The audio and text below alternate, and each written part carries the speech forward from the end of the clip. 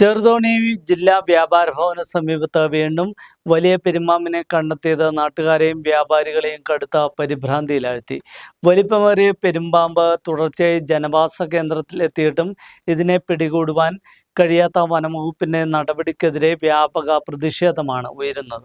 ചെറുതോണി ജില്ലാ വ്യാപാര ഭവന സമീപമുള്ള പ്രദേശങ്ങളിലെ ജനങ്ങളുടെ ഉറക്കം കെടുത്തുകയാണ് ഈ പെരുമ്പാമ്പ്.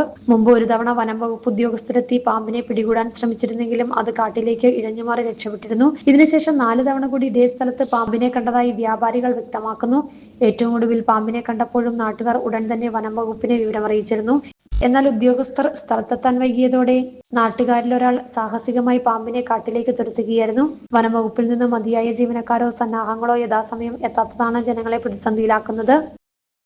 പാമ്പിനെ ഇത്രയും നാളുകളായി അവിടുന്ന് പിടിച്ചു കൊണ്ടുപോകാൻ സാധിച്ചില്ല. ഇവിടെ ആളുകൾ വളരെ ഭീതിയോടുകൂടിയാണ് ചെറുതോണി ടൗണിലെ വ്യാപാരികളും ഈ പാമ്പിനെ കണ്ട പ്രദേശത്ത് കുറേയേറെ ആളുകൾ അവിടെ താമസിക്കുന്ന ആളുകളുണ്ട്. വീട് അതിൻ്റെ ബിൽഡിങ്ങിൻ്റെ അരികിൽ ഫാമിലിയായി താമസിക്കുന്ന ആളുകളുണ്ട്.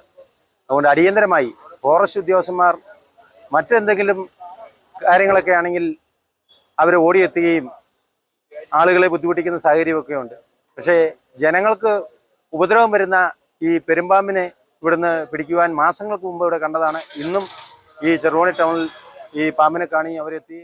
ചുറ്റും കാട് മൂടിക്കിടക്കുന്ന ഈ പ്രദേശമാണ് വലിയ പാമ്പുകളുടെ വിഹാരകേന്ദ്രം.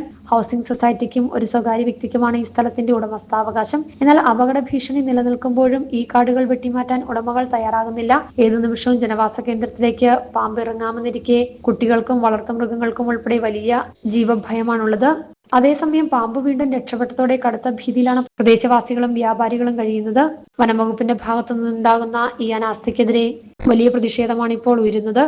വലിയൊരു അപകടം ഉണ്ടാകുന്നതിന് മുമ്പ് വിഷയത്തിൽ ജില്ലാ ഭരണകൂടം അടിയന്തരമായി ഇടപെടണമെന്നാണ് ആവശ്യം. News bureau, Idukki.